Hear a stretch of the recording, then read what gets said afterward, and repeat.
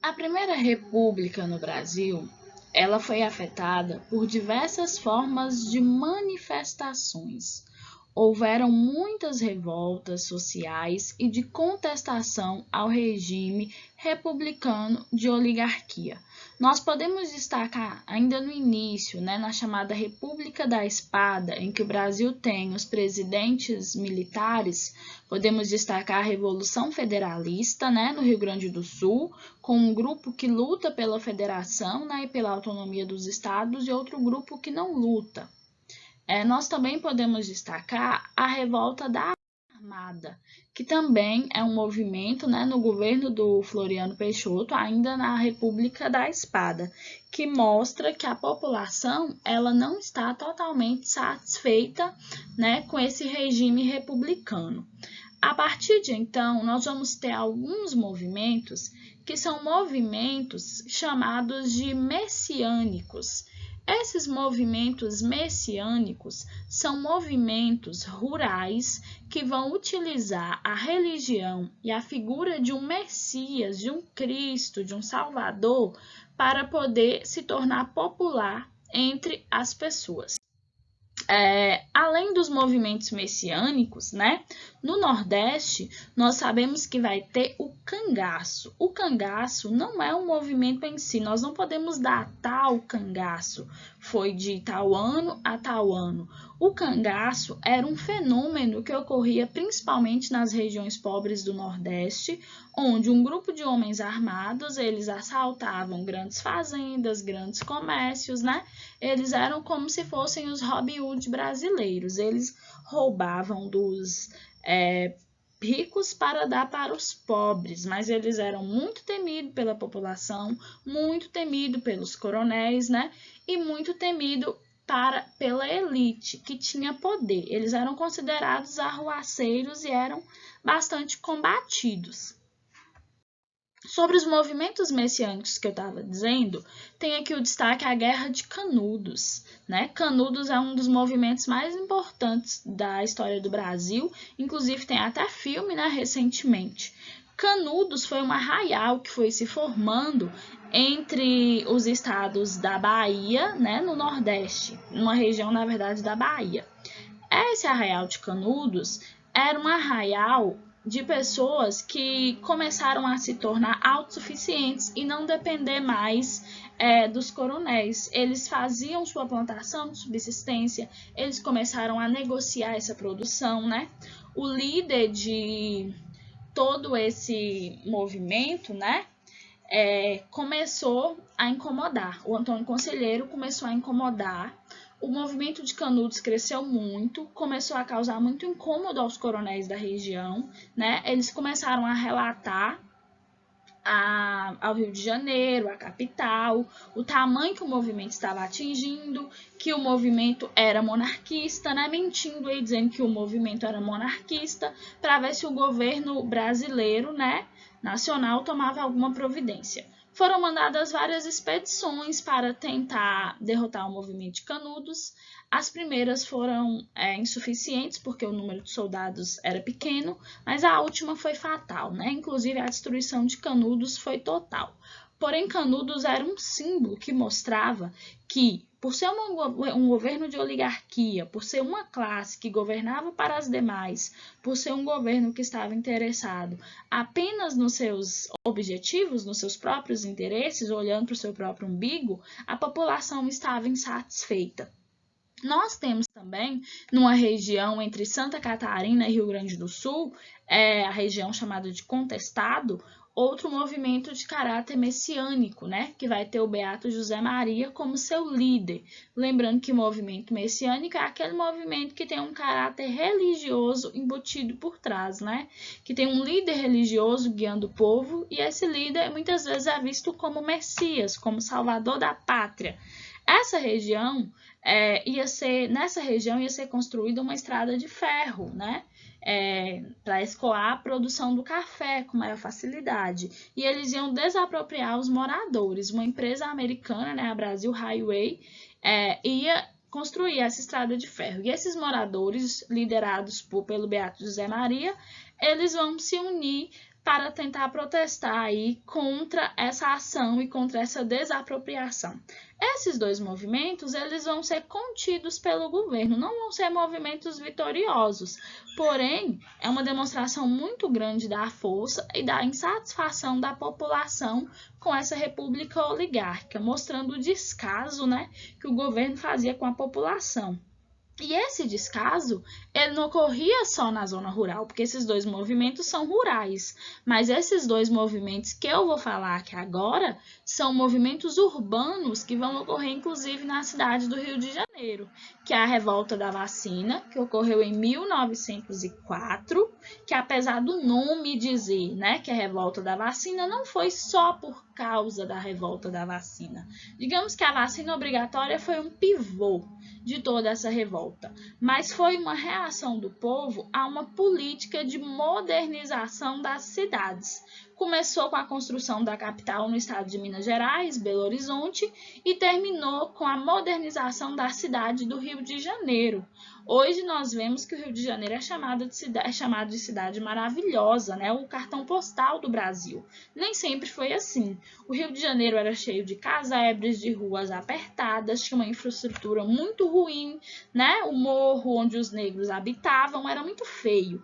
Então, o Pereira Passos, o prefeito, mais o presidente, eles vão se unir para modernizar a cidade do Rio de Janeiro, derrubar casebres, né? Na verdade, vai ser um processo que eles vão limpar o centro, mas eles vão empurrar a população que é excluída, né, marginalizada, os favelados, mais para o interior, formando as favelas, né, como nós conhecemos hoje. Mas era uma campanha também de sanitarização, né? Havia a febre amarela, havia muitas doenças. E aí, junto com toda essa campanha, era feito várias medidas, como a vacina, criada por Oswaldo Cruz. Nós também tínhamos a entrada nas casas, né, dos mata-mosquitos para poder fazer o combate, como a gente vê hoje. Só que todas essas medidas elas foram impostas à população pelo governo, de cima para baixo. E essa população não era igual a gente é hoje. Hoje é comum a vacina, hoje é comum um homem entrar na casa que trabalha na prefeitura, pode ter só uma mulher, ele entra para fazer a vistoria sobre a dengue, mas nessa época não era.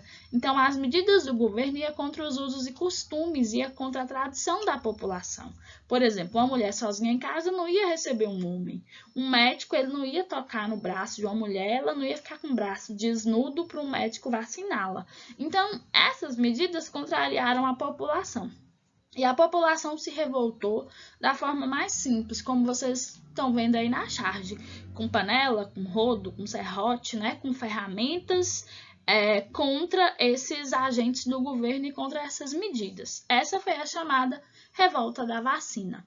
Nós também temos na cidade do Rio de Janeiro a chamada revolta da chibata, que vai ocorrer no ano de 1910. A revolta da chibata foi uma revolta contra a escravidão. A escravidão oficial já havia acabado, né? Mas a discriminação não.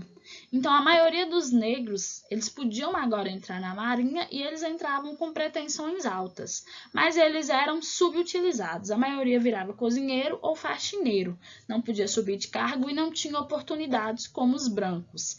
E quando esses negros eles tentavam se revoltar contra esses serviços, eles eram punidos como se a escravidão ainda existisse. Eles eram presos no tronco, eles levavam chibatadas, então eles sofriam muitos castigos físicos. Por isso o nome Revolta da Chibata. A grande questão é que um homem vai se levantar, né, para tentar parar, né, com essa política de discriminação. Essa revolta é uma revolta interessante. Inclusive vai ser bem sucedida no início, né, os negros eles vão se unir e a partir daí eles vão prender os almirantes, vão fazer eles prometer acabar com os castigos físicos, mas no fundo eles vão ser enganados, porque quando eles soltam os comandantes mandam prendê-los, procurá-los e até matar o líder, né? Ele começa a ser foragido aí por causa dessa revolta. Nós temos também, crescendo nessa Primeira República, o movimento operário. O movimento operário ele vai ter um crescimento muito grande, principalmente nos anos a partir de 1917, porque é o momento que vai estar ocorrendo a Revolução Socialista na Rússia, né? O governo dos trabalhadores, coisa que vai fazer com que os trabalhadores do mundo se unam, né? E também, como as cidades estavam crescendo, então os trabalhadores, né, principalmente imigrantes, os trabalhadores urbanos, eles vão crescer no Brasil e eles vão se unir para formar esse movimento operário. Só que esse movimento operário vai amedrontar a elite burguesa, né? Vai amedrontar os donos das fábricas, os donos das indústrias e os donos das riquezas no Brasil. Pra vocês terem noção, vai ter nesses anos de 1900 a 1917 a 1920, muitas greves, né? Mais de 60 greves no estado de São Paulo, na capital, cerca de 60 também, um pouco menos. Então vai ter muita greve. E essa greve e esses trabalhadores, eles vão começar a lutar pelos seus direitos. Os direitos trabalhistas, eles vão entrar na pauta. E ninguém consegue dialogar com essa população. E por causa do avanço do socialismo e do comunismo, né, a elite burguesa tem muito medo que esse povo realmente se revolte e conquiste esses direitos. Outro movimento que vai ocorrer na Primeira República, muito interessante, né, e que inclusive vai ajudar na Revolução de 1930, é o tenentismo. Né? O tenentismo é um grupo de tenentes que eles são revoltados com a situação que o Brasil vive, e no meio dessa revolta eles vão iniciar uma marcha pelo Brasil, protestando contra a desigualdade, protestando contra o descaso do governo com a população, contra a miséria, né? Eles vão formar movimentos conhecidos como Coluna Prestes, eles vão marchar do sul ao nordeste do Brasil. A grande questão desse movimento tenentista é porque ele vai se formar quando começa a República Oligárquica. Lembra que no início quem governava o Brasil eram os militares? Então esses militares queriam outro tipo de república. O que vai se formar no Brasil vai ser uma república excludente, e eles vão se manifestar contra essa exclusão. E esse movimento tenentista vai ser usado pela Aliança Liberal, né, e por Getúlio Vargas para fazer a Revolução de 30, dar o golpe e finalizar a República Oligárquica no Brasil. O que foi a Revolução de 30? A Revolução de 30 foi um movimento que colocou fim a essa república oligárquica. Como que aconteceu esse fim? A grande questão é que nós já estudamos sobre a política do café com leite. Porém, nós não estudamos e achamos, né, que era tudo igual entre Minas e São Paulo. E não era. Na verdade, os paulistas sempre davam um jeito de passar a perna nos mineiros. E aí, num determinado momento, os mineiros eles vão quebrar esse acordo nessa eleição. E vão se juntar com Paraíba e Rio Grande do Norte, né, Rio Grande do Sul, e vão formar um partido político chamado Aliança Liberal. E eles vão lançar um candidato à presidência, Getúlio Vargas, que vai concorrer com Júlio Prestes, que é o presidente lançado pelo Estado de São Paulo. Júlio Prestes vai ganhar a eleição, mas a Aliança Liberal vai alegar que teve fraude, não vai aceitar a derrota, e aí eles vão usar a força tenentista para cercar o Palácio do Governo, tirar o Washington Luiz do poder e iniciar um golpe, né? Uma república provisória, que vai ser chamada aí de Nova República, e vai iniciar aí com o governo de Getúlio Vargas. Lembrando, gente, só para finalizar, que essa questão aí vai ter um movimento importante também, que é a Semana de Arte Moderna de 1922, que vai ser o momento em que vários artistas brasileiros eles vão se unir, né, para fazer uma arte bem brasileira, mostrando aí, de alguma forma, a insatisfação do povo brasileiro em relação ao descaso que eles viviam, né, a miséria que eles viviam. Vários artistas importantes vão participar, Tarsila do Amaral, Monteiro Lobato, escritores, pintores. Vai ser um movimento que vai chocar o Brasil, porque até aquele momento ninguém nunca tinha vivido ou visto uma arte exclusivamente nacional. Essa Semana de Arte Moderna vai ser aí o reflexo do que o Brasil estava vivendo no momento.